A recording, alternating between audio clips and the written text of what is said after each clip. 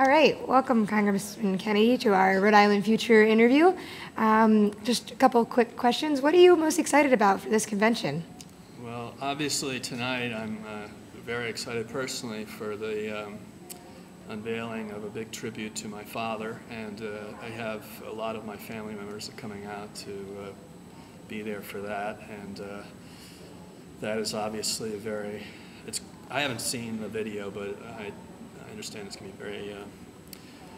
moving, a very wonderful tribute to my father and his many years of service to the country and 45 years in the Senate. And the fact that he was early supporter of Barack Obama's, and you know, the historic nature of this election in regards to his long-time commitment to, and my family's commitment to civil rights and to a more progressive America of opportunity for all people. And I think that that will be a terrific kind of segue for the convention and the message of this election, and that is we need to move forward as a nation, and that's what I think, you know, President Kennedy was always about the new frontier and opening up a new generation, calling on to serve this country, you know, through the Peace Corps. He was about opening up civil rights, and of course my Uncle Robert Kennedy fighting for civil rights and stopping a war, and of course the parallels with this being the 40th anniversary of the '68 convention, and then, you know, my father recognizing the parallels to all of that, and joining Barack early as the candidate he saw as the one in this pivotal time in American history to be that, you know, fulcrum of change that we need in this period of American history to get us out from an unpopular war and a time where America was in a malaise economically, you know, emotionally, politically and diplomatically around the world, and that we needed an inspirational leader like Barack Obama to help lift America out of this and move it forward with some direction from a leader that inspired a whole new generation of young people to get involved in electoral politics. And in spite of the fact that you had a Republican administration that did everything it could to disenfranchise people, the process, by, you know, lying to them about a war, lying to them about you know, everything that they could, and essentially what would have been enough to turn anybody off to politics. Now you have an inspirational leader that's bringing them all back to politics. So, you know, the thing the Republicans always have banked upon is the fact that the majority of the country wouldn't show up to vote. You know, we lost in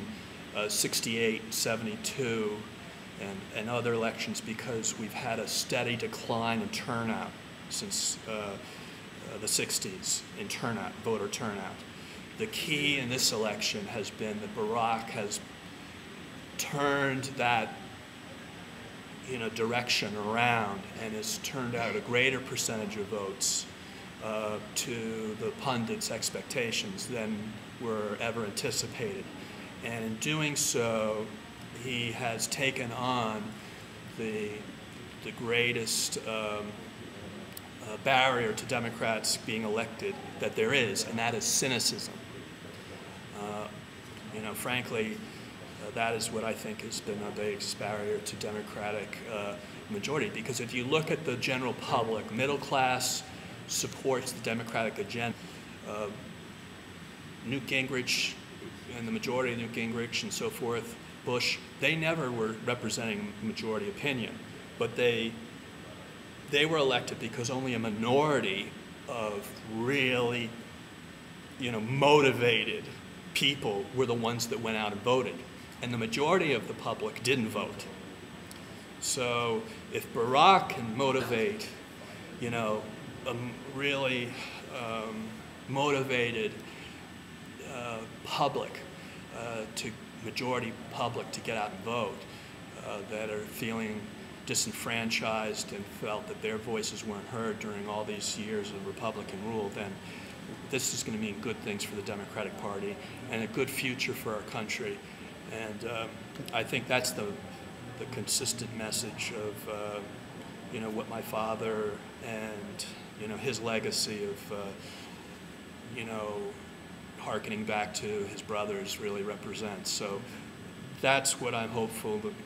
you know, that connection is what I'm hopeful will be made tonight and throughout this convention. That sort of leads into my question. You were one of the earliest Rhode Island elected officials to endorse Barack Obama in Rhode Island a long time ago, seemingly a long time ago. How does it feel now to be in Denver at the convention and to see him as our nominee, to see so many young people walking these halls and really reshaping the future of our party? Well, it's about